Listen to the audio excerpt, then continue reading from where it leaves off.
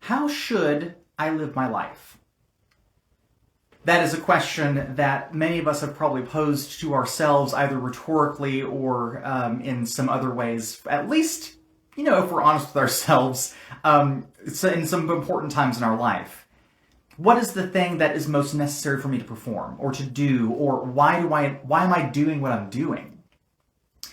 This is deep questions about life, but the important thing about these questions is that they're a question of moral import, particularly moral import when we start asking what is the right thing to do.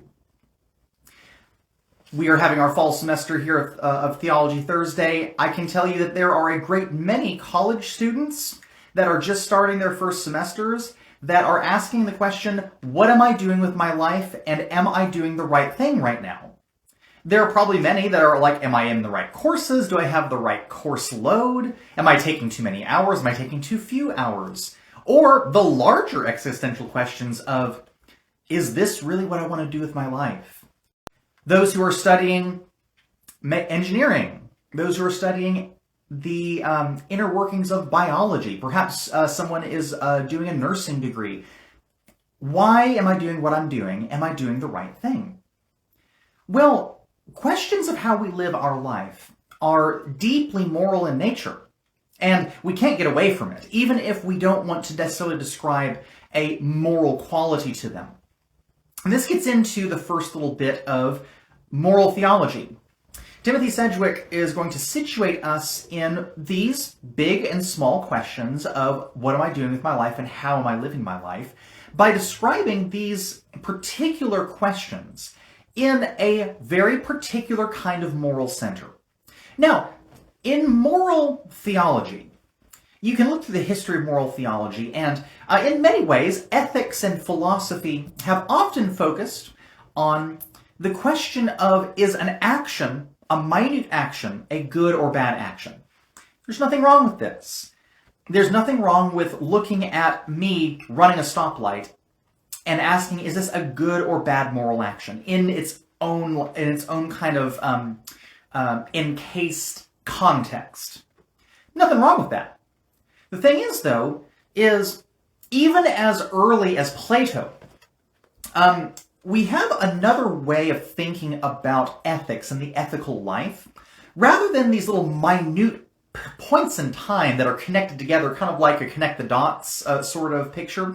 Instead of thinking these as individual points of contact with the moral life, we instead have a different way of thinking about it, which is the narrative model. What Sedgwick is going to talk about, and largely for the rest of the book, we are going to be talking about the moral life as a narrative model. In other words, we're not necessarily going to be taking each small point individual action and asking ourselves, is this right or is this wrong? There's nothing wrong with that sort of view. But there's also a significantly wider context to the moral life than simply these points of contact or these individual points in time. For example, there are some models of ethics that would actually say, given certain circumstances, running the stoplight is the correct moral action. If it should be the case that I have someone in my passenger seat that needs to get to the hospital within the next 15 minutes or they're going to die, there are some ethical models that would say that it is a greater good that the person beside me makes it to safety than for me to obey another law that is what we would say a lesser important law at the time. Now again, ethical theories disagree with each other on that. There are other ethical theories that would say that regardless of the condition of the person beside me, I must obey the law that's put in front of me to obey the stopping at the stoplight. Because I am also I'm not just doing this individually, and it's not just me and the other person who are the actors in this particular context. The rest of the drivers on the road in that intersection are actors in that context. So, depending on what the narrative context is, it really, really does affect the way that we think about what's happening. What are the events that are leading up to this particular question, and what are the events that are after the question?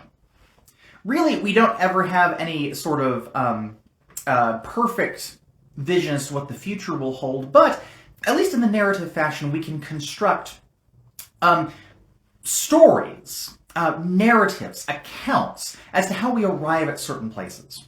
And this is, by the way, not unusual.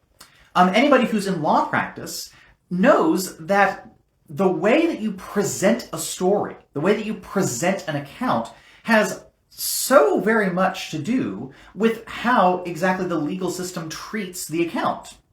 There are ways in which good lawyers are able to present the narrative in a convincing fashion, and again, we hope true fashion, but in a way in which the narrative import of this particular moral action is then either mitigated or laid bare as to what the responsibility of the person is in the case. But Sedgwick is going to use a different word for this, which is going to be a little bit perhaps of an adjustment for a lot of us, which is that he's going to use the word piety to describe those narrative ways that we live moral lives.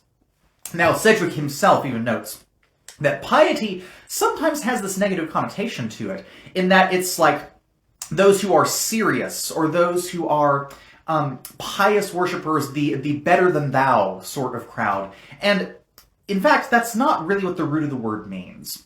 Piety is simply the way in which we live our lives in relationship to the higher power of which we serve. Piety, in the kind of bare sense, is the way in which our moral lives are influenced by what we believe. And for the Christian, piety is the way that we order our moral lives around what we believe about God. Okay? So when we talk about piety or pieties, what we have to think about is how the piety that we live our life in, morally, affects the way that we understand what moral actions are good or bad in a wide narrative sense, but it all descends first and foremost from our relationship with God, in whom we are worshiping. So what does it mean to live a pious life?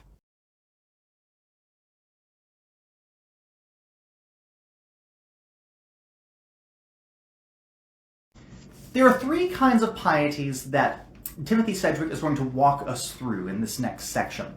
And really largely, he's dealing with some contemporary issues that have shifted the ways in which we've conceived of moral living.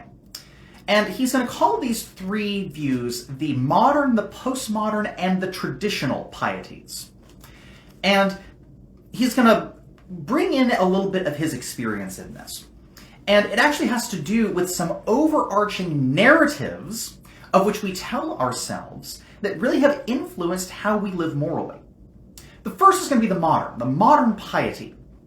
And in this way, modern in the particular sense of contemporary is really what he means when he's talking about the Enlightenment's legacy of understanding reason and understanding enlightenment as a continuously upward trajectory. This is what others would also call the myth of progress.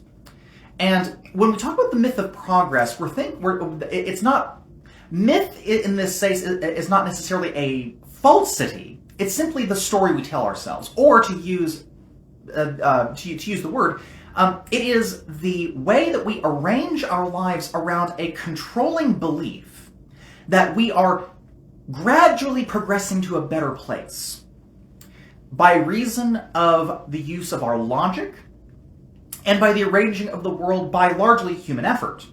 This is, by the way, the reason why the technological and scientific revolutions have been revolutionary, because they have shown what we can do when we put logic, reasoning, empirical study at the forefront of being able to affect the world. And indeed, we have absolutely affected the world.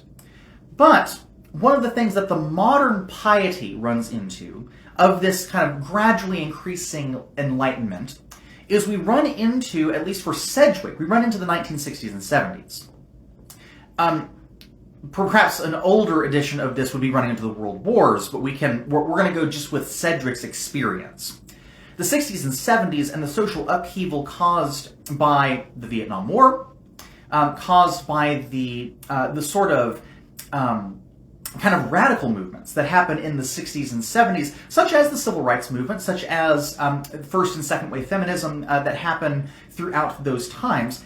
In a lot of ways, the myth of progress, we're gradually getting better, runs into a counter-argument of the postmodern piety, which sees the world, appropriately enough, as not nearly as clean of a story as modern piety would like to tell. Instead, postmodern piety wants to tell the story from each individual experience, from a radically grassroots up sort of explanation. Instead of these big overarching narratives, meta-narratives is what some of our postmodern philosophers would kind of call this. Instead of focusing on the meta-narrative, instead, when we start focusing in closely on the points of that meta-narrative, we all of a sudden discover that that meta-narrative is not nearly as clean and not nearly as explainable sometimes than the stories that we don't tell. For example, whenever you think about the civil rights movement, you think about all of the hundreds of years of American chattel slavery that are coming to a head in the civil rights movement that, in a lot of ways, were a direct result of the push for the vote, of the push for egalitarianism, of obviously the post Civil War enactments that, again, when you look at post-Civil War life, it's not nearly as black and white, no pun intended on that, as we really sometimes like to tell ourselves. The slaves were not immediately released overnight. It took a significantly longer time than the legislative body in order to get that appropriate moral action into action, so to speak. And arguably, not until we get to the postmodern piety of understanding that each individual explanation, each individual experience is something that we can use to challenge these meta-narratives that might smooth over the parts that we otherwise don't like to look at.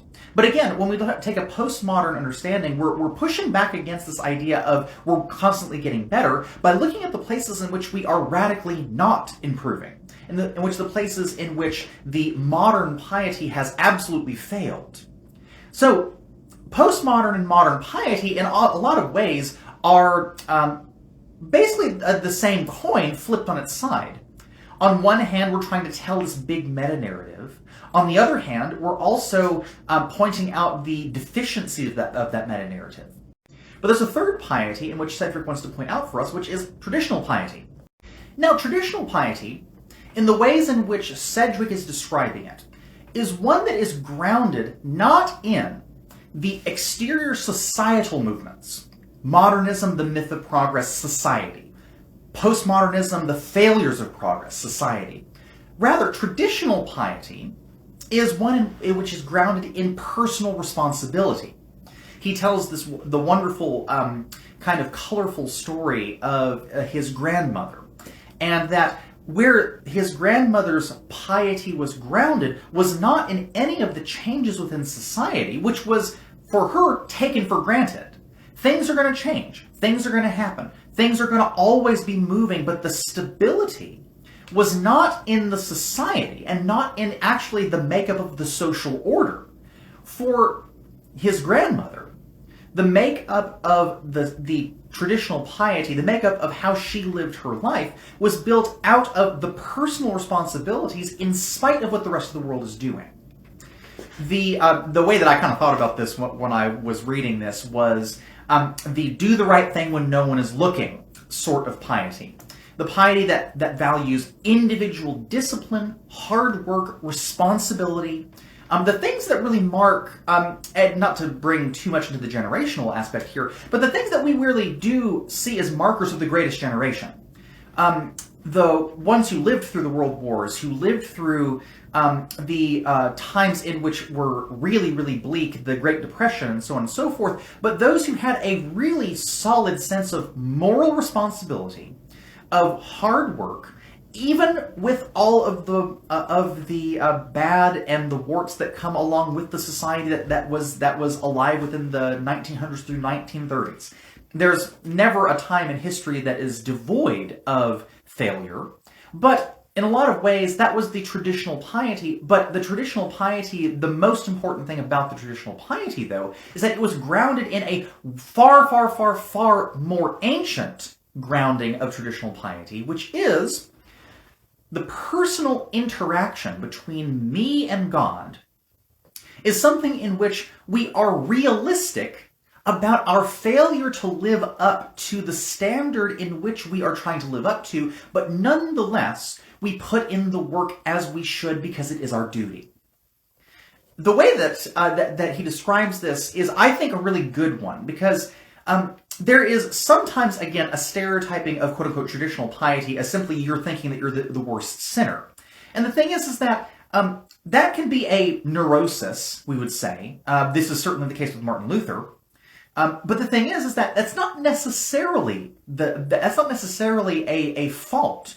To point out where we personally have failed is not necessarily to have a negative view of ourselves. It's actually a realistic reality that we have to cope with.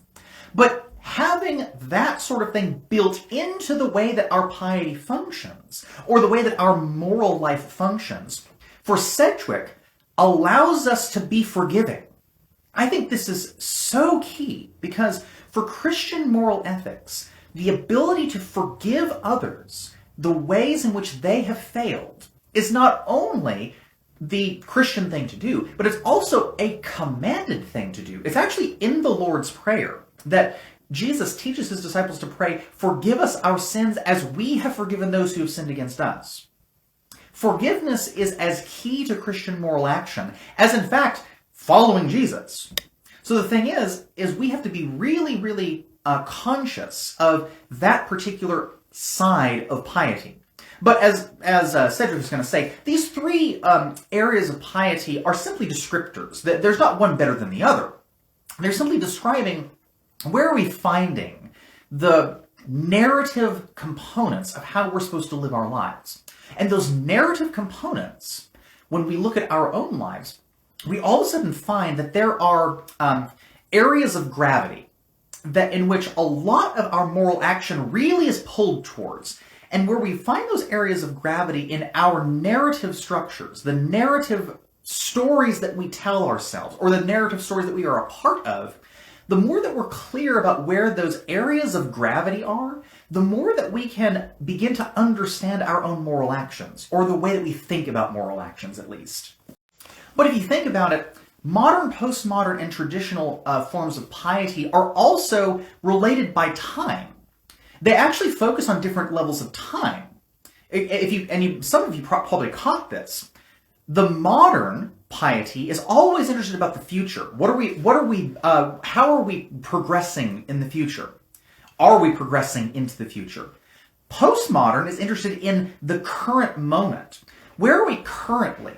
So in other words, it's reacting against this idea of telling a story that we're just constantly getting better, and the postmodern pious can say, well, where we're at right now, we can see all of the faults in the story that we're trying to tell ourselves. Because, again, only telling us a future story invites all kinds of theory, all kinds of made-up story, or made-up sort of headcanon for what we're trying to say, whereas the postmodern wants to ground us in the present specifically.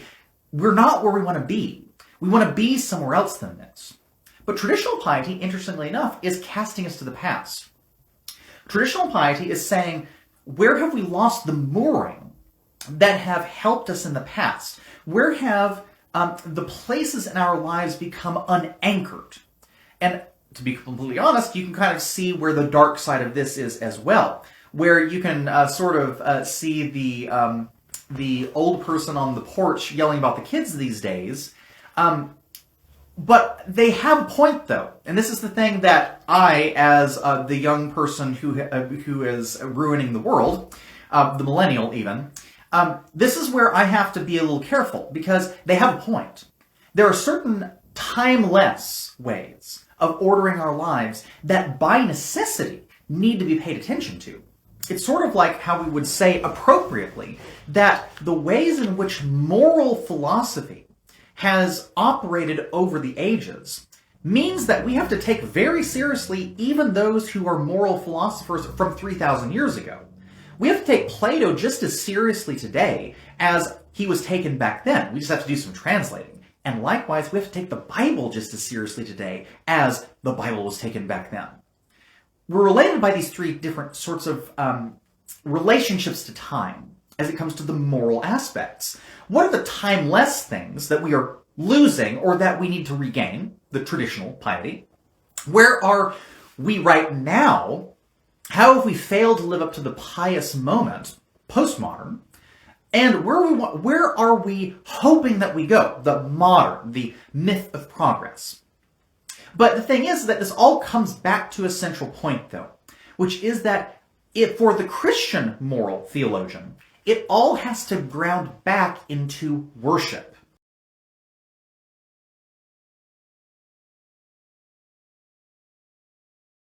To use a phrase from St. Paul, that which is good and acceptable and perfect, think on those things. That doesn't come from nowhere. Paul is not just writing in a vacuum.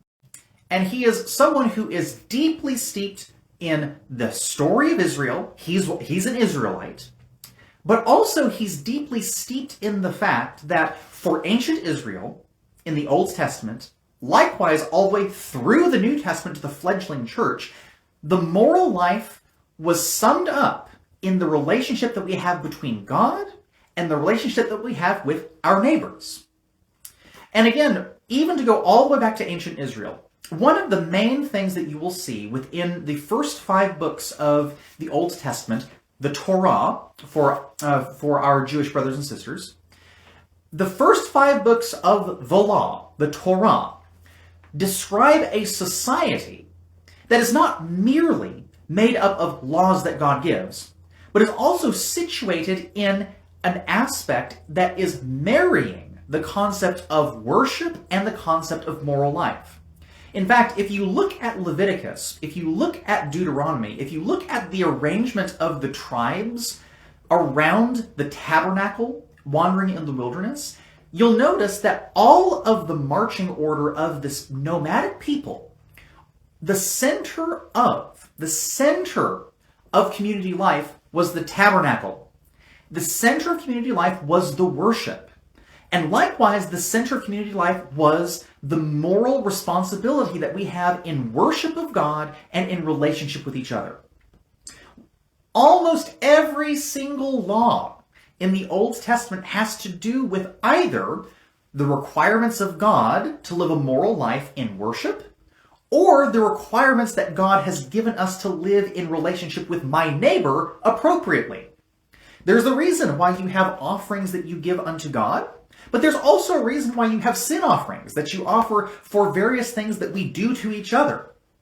Again, just read Leviticus, read Deuteronomy. As much as the law code might be boring as heck, you will learn so much if you keep the lens of this is about worship, piety, and it's about how we arrange the way that we live lives of piety with each other.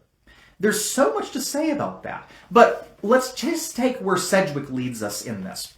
Take the 10 Commandments. The 10 Commandments. Love the Lord your God. You shall have no other gods but me. Do not covet anything that belongs to your neighbor. Do not murder. Do not commit adultery. And so we have all of these things that are, as many commentators and many people who have told sermons over this, and many midrash from Judaism, all of these things have to do with the main 2 commandments, which Jesus sums up and others sum up as love God with all your heart, soul, mind, and strength, and love your neighbor as yourself. Again, Jesus is the person who commands that in the Gospels, but Jesus was by far not the only person who commanded that. This was thoroughly Jewish. This was a thoroughly Jewish teaching. And the thing is that it is also thoroughly Christian teaching. It is a continuation of that same moral line that has to do with worship and moral action. And the thing is that the closer that we look into the ways in which worship and moral action kind of overlap with each other, the more that we kind of realize that this actually translates not only to Christian moral action, but to any moral action that we might actually think about, because there's always an operative narrative as to how we arrange our lives. The operating narrative of how our lives are arranged, if we were agnostic or atheist, have to do with different levels of, again, to use the metaphor I did earlier, they have other areas of gravity that are pulling them in certain directions. There are atheists and agnostics who have a far more solid idea as to what the moral action is than even some religious goers, because they think very carefully about where their lives are arranged around. But guess what? For thousands of years, so have Christians and so have Jews. We think very carefully about arranging ourselves around not simply the law, because again, for the law, we obviously don't mean that this is just a law that we kind of have to follow rotely. And again, to think that every practitioner of Judaism and Christianity simply thinks about the right and the wrong thing to do and have this checklist of morality, they have not been to synagogue and they've not been to church. We disagree about this stuff a lot. The thing is, though, is that the operating narrative that we as Christians are caught up in, the operating narrative that we are caught up in, is a narrative of the worship and love of God and the care of the neighbor, seen emblematically in the Ten Commandments. But if we want to take this into the gospel territory, we can think about the Sermon on the Mount that Jesus tells in Matthew chapters 5, going through the rest of the sermon. Jesus gives us a commentary on the big commandments of the Torah. You have heard it said, Jesus says, do not murder. I tell you, don't even be angry with someone. I tell you, don't let the sun go down on your anger. I tell you, forgive 70 times 7. I tell you that whenever someone asks you for forgiveness, give it. So we have a commentary on that by Jesus that is the way in which we morally operate. Again, going back to the stop sign analogy, if we think about the fact that when I come to the stop sign, I have a moral choice as to whether I follow that stop sign. Do I stop? Do I keep going?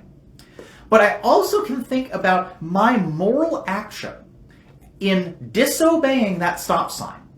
I am not only putting myself in danger from the individual perspective, I am also entering into the narrative of that particular intersection, in that someone else who is perfectly doing nothing wrong on the road all of a sudden has a tragedy befall them. To use the language of a particular moral standard, something called deontology, another duty-oriented. This is a very Greek idea, duty-oriented. There is no such thing for deontology as a neutral action. If I stop at the stop sign because it is my duty to do so, I am committing a moral good. If I transgress that for any reason whatsoever, I'm committing a moral evil.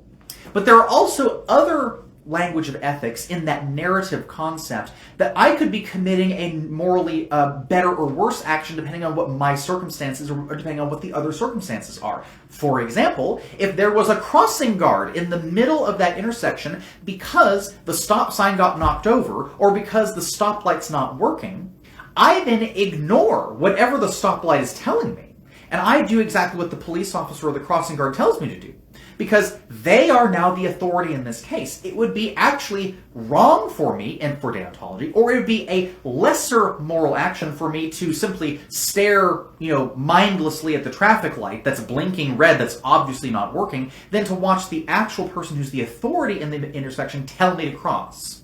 But everything about the narrative aspect of those concepts really determines what the moral action is in that case, whether we are deontologists or whether we have another way of describing our moral ethics. All that needs to be said about that, though, is that the narrative quality of what we are doing in any particular circumstance really does affect how we understand moral action. And the different pieties that we have will reflect the ways in which we understand moral action as being good or bad. Depending on if we come from a more kind of default mindset of the traditional or the modern or the postmodern piety, we will see the world fundamentally differently because we see the world as different levels of narrative. And at the same time, again, not one of these is better than the other. But we also need to be very, very careful that we remember that we in the Christian tradition really do have a moral story that we are in the midst of, that others might not be conceiving of themselves in the midst of. We have a particular moral story that we are caught up in the worship of God and the love of our neighbor, that really does distinguish moral theology for us from other strands of moral theology. We are caught up in a moral universe, in the ways in which we are worshiping and loving God with all of our heart, soul, and strength, and as we are treating our neighbor in a morally good fashion.